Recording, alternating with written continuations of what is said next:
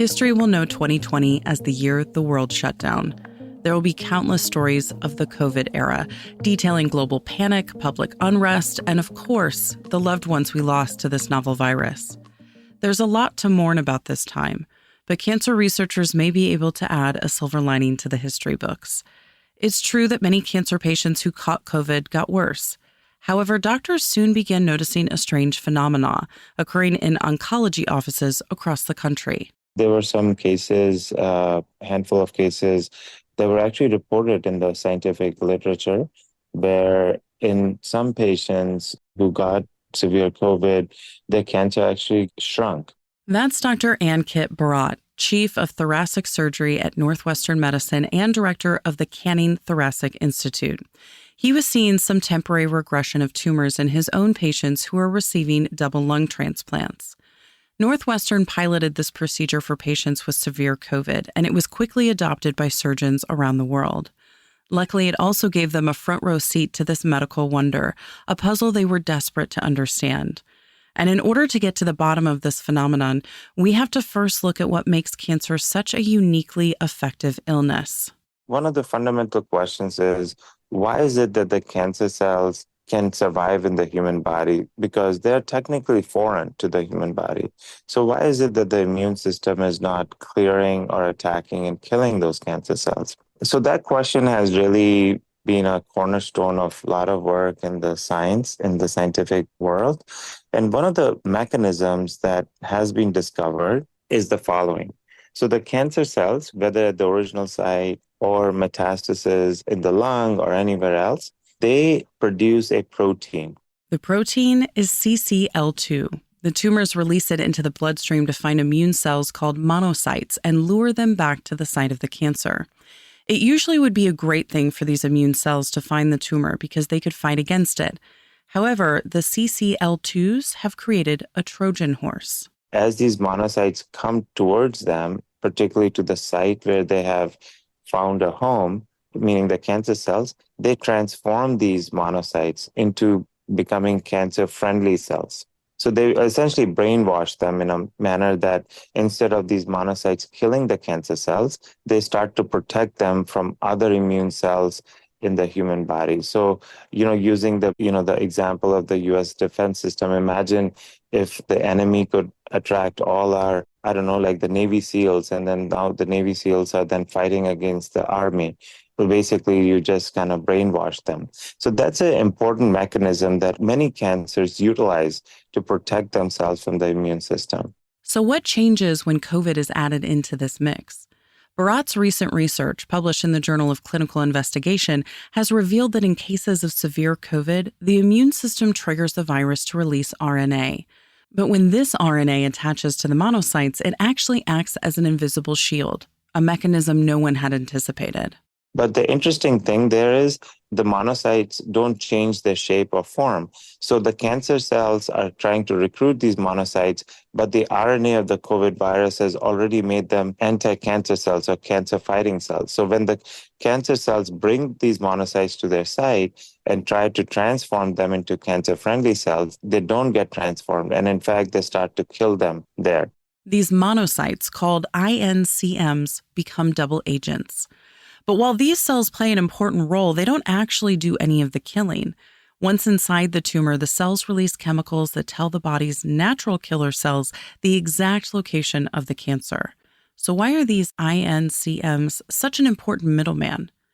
Bharat explains that without them, the NK cells wouldn't be able to navigate the complexities of the human body. Sometimes patients can have hundreds of sites of metastasis. So you cannot really develop a system where artificially we can inject these natural killer cells. And the other thing is, they have to, and it's not as simple as injection because, every organ is so complex. They have fine blood vessels and all that. It's like, if you look at Google Maps, the United States of America may just look like one island.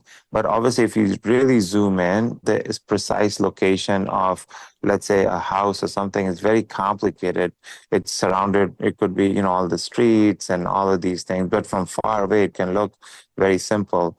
So the organs are like that, so where the cancer cell is actually hiding is very complex. And you can think you're injecting something somewhere, but they may be far off, making the INCMs an essential part of the cancer-fighting mission. Interestingly, these specific monocytes have been described in research for years, but Bharat says that it's always just been in passing. No one took the time to figure out even the basics, like how the body produces them or what their role is. In fact, Bharat says they were never given a name. The big thing was that people didn't know what these cells are and whether the different descriptions are referring to the same cell and also what their biological role was. So we coined the term INCM because we said like all of these prior descriptions are the same. These are the same types of cells that we've been talking about with different names. So the way we did that was we isolated them from both humans and in mice, and we studied their structure through the electron microscope, and we found that they're the same type of cell we're talking about. We studied the entire genomic profile, and we found that they're the same, in different scenarios. A breakthrough for the research. But since doctors can't go around injecting COVID's RNA into patients, the researchers needed to find a drug that can mimic the same effect.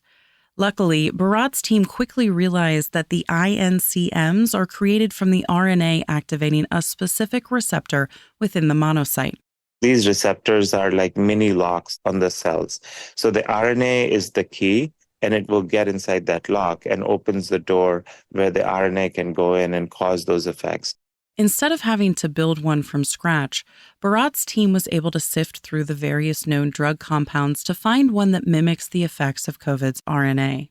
Fortunately, in science, hundreds and thousands of compounds have been screened. So again, lock key analogy, there are lots of keys available. We just don't know often which key unlocks which lock. So by discovering that the COVID RNA is going through that specific receptor, all we had to do was look at the published literature and available compounds and see what compounds are already made that can bind to that same receptor and cause that same effect. Once the team had identified a potential compound, they used both human cells and animal models to run their tests.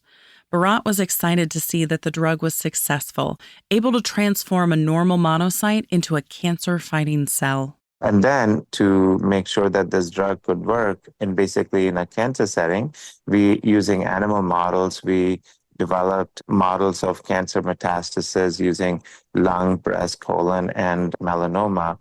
These studies were done in mice. So we caused cancers to metastasize in mice and then treat these mice with cancer metastasis with the same drug. Their goal was to see if these new INCMs would react the same and cause the cancer to shrink. So we found that in all these 4 types of cancers that we tested in them with this drug, we could see dramatic reductions in the metastasis.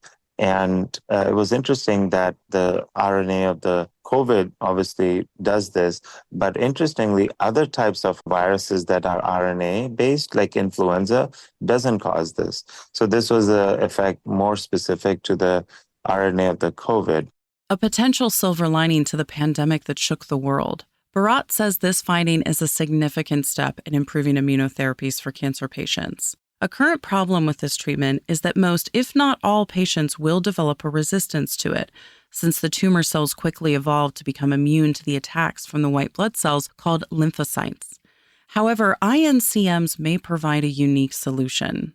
These monocytes, these INCMs, particularly the anti-cancer cells, they don't rely on the lymphocytes. That's very exciting to us. They go to the site of cancer metastasis, and they bring in these very specific type of immune cells, and they're perhaps one of the most potent type of immune cells called NK cells.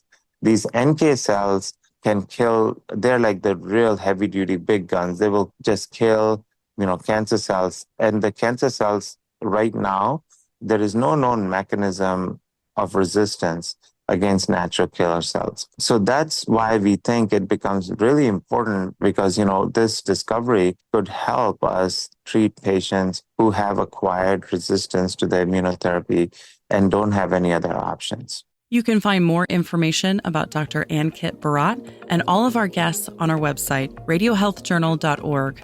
For more behind the scenes, follow Radio Health Journal on Facebook, Instagram, and X. Our writer-producer is Kristen Farah. Our executive producer is Amira Zaveri. I'm Elizabeth Westfield.